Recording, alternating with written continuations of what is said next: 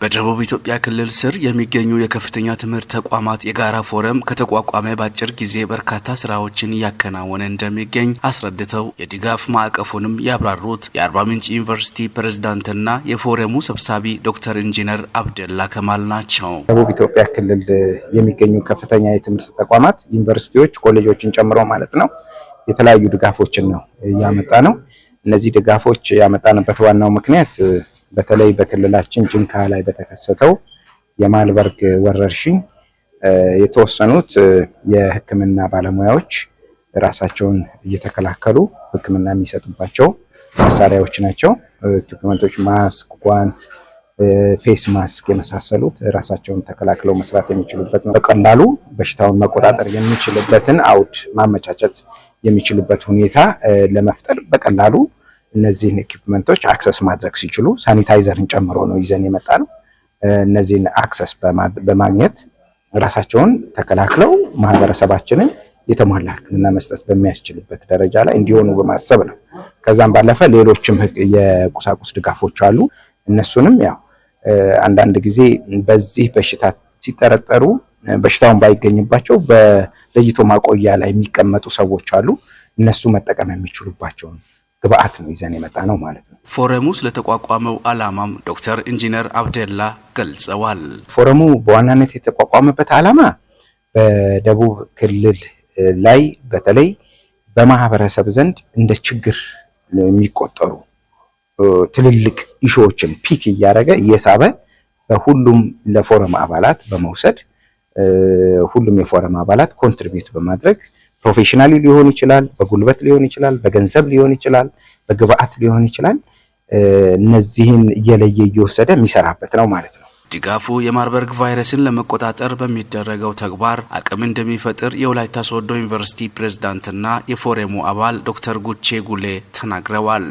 ይሄ በሽታ እንደመከሰቱ ሊስፋፋም የሚችለው ከዚህ አካባቢ ነው ተብሎ ስለሚታሰብ ዞኑ ያንን ለመቆጣጠር በሚያደርገው ጥረት እኛ በራሳችን በኩል ድጋፍ ማድረግ አለብን ብለን ነው። ማቆያ ተቋሙ አቅም ይፈልጋል፣ በገንዘብም በማቴሪያል ለማቀፍ ስለሚፈልግ ያንን ድጋፍ አድርገን የዞኑን አቅም በማጠናከር በሽታውን ሙሉ በሙሉ መቆጣጠር እንዲችል ለማድረግ ነው።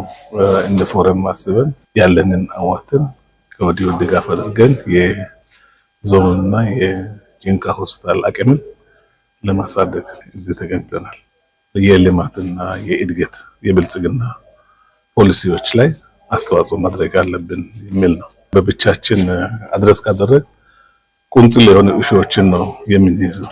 ሆሊስቲክ የሆነ አፕሮች የሚያስፈልጉ የክልሉ ጉዳዮች ስላሉ ሆሊስቲክ በሆነ አፕሮች የክልሉን ችግሮች አድረስ ለማድረግ የሚያስችል አቅም መፍጠር ታስቦ ነው ፎረሙ የተቋቋመው። ስለተደረገው ድጋፍ ያመሰገኑት የደቡብ ኢትዮጵያ ክልል ጤና ቢሮ ኃላፊ አቶ እንዳሻው ሽብሩ ናቸው። እገዛው በጣም ካለን ችግር አንፃር ችግር ፈቺ ነው ብዬ አስባለሁ። በጣም ጥሩ ነው። እዚህ ጋር አመሰግናለሁ ሁሉንም የትምህርት ተቋማት ማለት ነው። ትምህርት ተቋማት ከመማር ማስተማር ባለፈ የማህበረሰብ ኃላፊነታቸው እንዲወጡ ማየት በጣም ጥሩ ነው።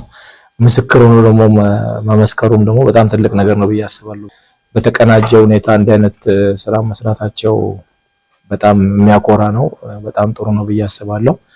እንግዲህ የሰጡን የዚህ የመከላከያዎች አሉ፣ የፐርሰናል ፕሮቴክቲቭ ኢኩዊፕመንት ምንላቸው አሉ፣ የሕክምና ቁሳቁሶች እንደዚሁም አሉ። ሌሎች ደግሞ በችግር ጊዜ ያሉት እንግዲህ ዱቄትን ጨምሮ ለምግብነት የሚውሉ ነገሮችን ጨምሮ ነው የያዙትና በቀጣይ ከፎረሙ አባላት ጋር በጋራ ቅንጅት ለመስራት ስለመስማማታቸውም አቶ እንዳሻው ሽብሩ አመላክተዋል።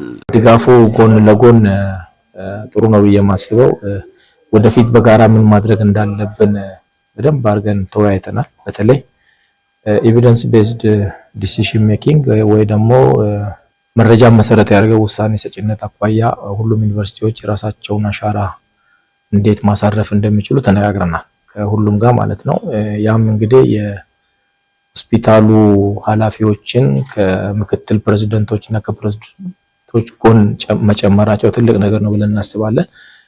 ወደፊት ባለው የክልሉ ችግር ላይ ያንን ችግር ለመፍታት ጥናቶችን በጋራ ለማጥናት ተነጋግረናል።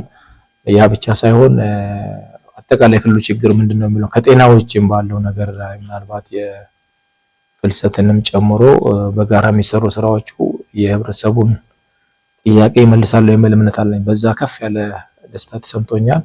እንግዲህ የሁሉንም የከፍተኛ ትምህርት ተቋማት ኃላፊዎችን፣ አመራሮችን እዛ ውስጥ የሚሰሩ ሁሉንም የዩኒቨርሲቲ አባላትን በዚህ አጋጣሚ እንደ ክልል ጤና ቢሮ እጅግ አድርጌ አመሰግናለሁ።